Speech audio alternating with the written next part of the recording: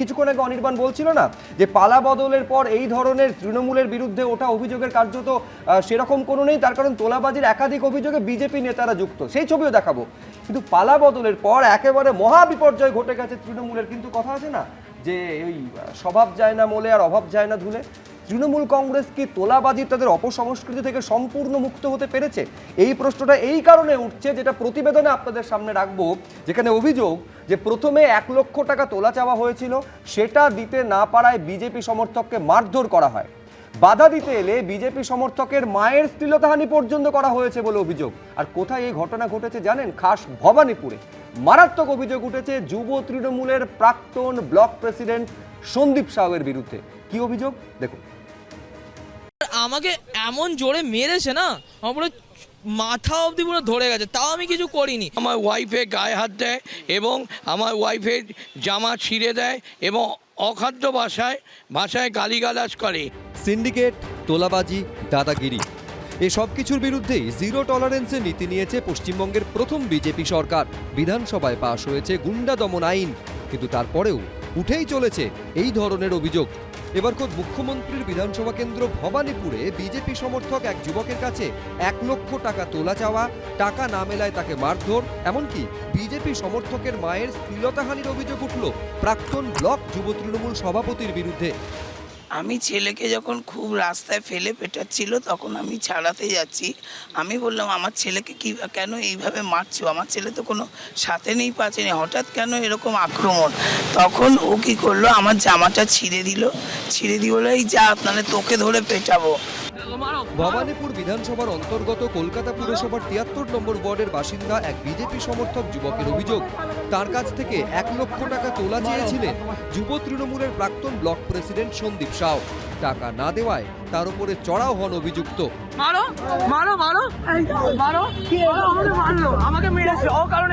আমি বিদেশে ছিলাম, তো আমার থেকে টাকা চাওয়া হয়েছিল, তো ফেরার পরে আমার থেকে রাস্তার মধ্যে চেয়েছে ওপেন টাকা, তো আমি 1 লক্ষ টাকার ওপরে চেয়েছিল। কে? সন্দীপ সাউ চেয়েছিল। পরিচয় কি আছে? সন্দীপ সাউ হচ্ছে যুব তৃণমূলের প্রেসিডেন্ট ছিল। প্রোটেস্ট করতে গেছিল আমার ছেলে, মাকে কেন এরকম করলে, তখন আমার ছেলেকে রাস্তায় ফেলে মাথায় পেছনে চোট দেয় এবং মুখ দিয়ে নাক দিয়ে গলগল করে রক্ত বেরিয়ে 5খানা সেলাই হয়। আমি একজন প্রতিবন্ধী শারীরিক, এরকমভাবে আমার একমাত্র ছেলেকে এরকমভাবে মারলো, তাই আমি একটা সুবিচার চাই। অভিযোগ, মারতে মারতে এই যুবককে বাড়ির সামনে নিয়ে আসে অভিযুক্ত। ছেলেকে মার খেতে দেখে এগিয়ে আসেন আক্রান্ত যুবকের মা। অভিযোগ, তখন তারও জামা ছিঁড়ে দেওয়া হয়।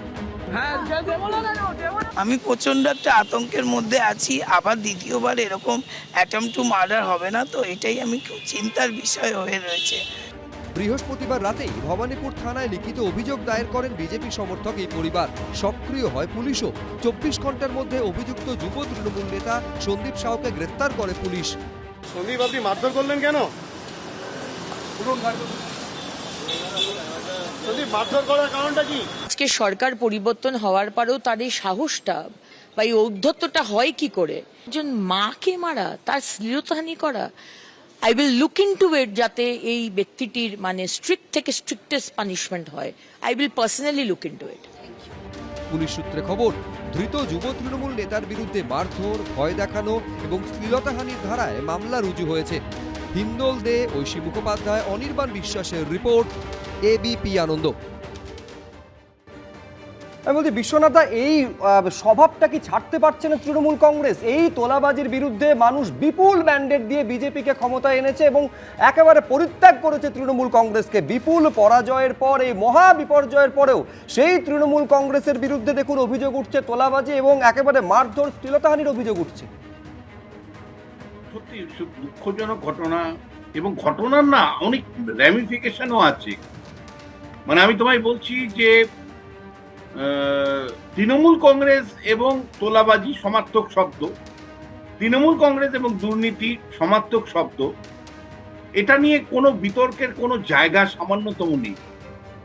কিন্তু এটাও আমার কাছে দুঃখের হয়, মাত্র 90 দিনের মধ্যে যখন দেখি বর্তমান সরকারের আমলেও 450 লোকের বিরুদ্ধে অভিযোগ যে তারা তোলাবাজি করছেন, 22 জন বিজেপির মানে কর্মী বা সমর্থক বা যাই হোক না কেন তাদেরকে সাসপেন্ড করা হয়েছে। মানে সব মিলে আমার অতীতটাও তোলাবাজির উপর ছিল, আমার বর্তমানটাও তোলাবাজির উপরে চলছে। সামগ্রিকভাবে ন্যায় বিচার যদি দিতে হয় তোমায় বলছি, তাহলে ভালো তৃণমূল খারাপ তৃণমূল কোনো দেখার সুযোগই নেই।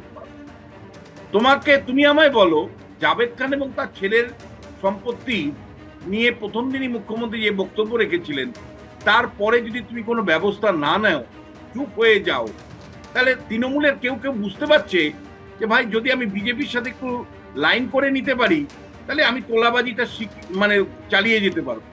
এবং আমার তো ভয় হয় যে তৃণমূল কংগ্রেস 15 বছরের যে তোলাবাজ তৈরি করেছে, তারা তো প্রশিক্ষিত তোলাবাজ। এই প্রশিক্ষিত তোলাবাজরা যদি বিজেপির দলের মধ্যে পুরো ঢুকে যায়, তাহলে এই প্রশিক্ষিত তোলাবাজরা কিন্তু বিজেপিকে আবার প্রশিক্ষণ দেবে, বিজেপি কর্মীদের প্রশিক্ষণ দিয়ে তোলাবাজির কাঠামোগত রূপ দিবে।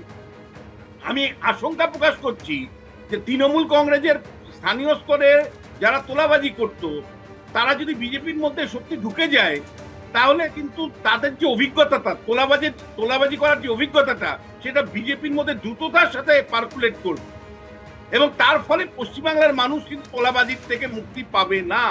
আমি 3-4 জায়গা থেকে তোমাকে জিনিসটা বলতে চাই।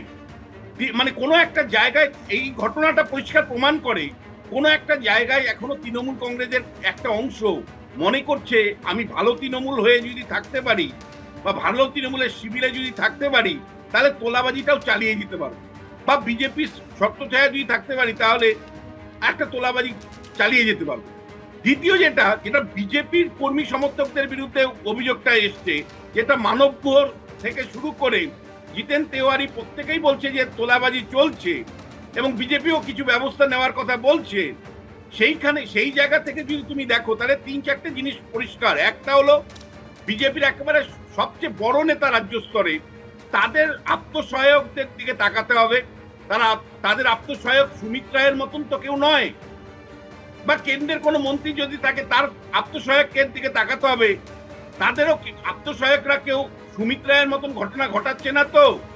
দ্বিতীয় যে বিষয়টা, সেটা হলো যে পুলিশকে কিন্তু কোনো ভালো খারাপ তৃণমূল দেখে বিচার করলে হবে না, সরাসরি কিন্তু যাদের বিরুদ্ধেই অভিযোগ আসবে তাদের বিরুদ্ধেই সরাসরি ব্যবস্থা নিতে হবে। ওই যে 4 ঘন্টার তৃণমূল থেকে বিজেপি হয়ে গেছে, ব্যাপারটা এরকম নয়। তুমি জানো 2024 সালে যখন বিজেপির সদস্য পদ তৈরি হয়, তখন অনলাইনে হচ্ছিল, তারপরে নিয়ম করা হয়েছিল যে প্রতি 100 জন যারা সদস্য করতে পারবে তারা অ্যাক্টিভ মেম্বার, সেই অ্যাক্টিভ মেম্বাররাই কেবলমাত্র পার্টির গুরুত্বপূর্ণ পদে বা যে কোনো পদ পাবেন, তার বাইরে কেউ পদ পাবে না। কিন্তু আমি দেখতে পাচ্ছি পার্টির অ্যাক্টিভ মেম্বার ছাড়াও কি করে বিজেপির জয়েন করে বিভিন্ন পদ পাচ্ছে, সুযোগ সুবিধা পাচ্ছে। ফলে সব মিলে কিন্তু আমি বলছি কোনো একটা জায়গায় তৃণমূল একাধিক প্রশ্ন চিহ্ন তৈরি হচ্ছে, যে প্রশ্ন উত্তরের জন্য আমি এই আলোচনাতে আবার আসবো। এবিপি আনন্দ, এগিয়ে থাকে, এগিয়ে রাখে।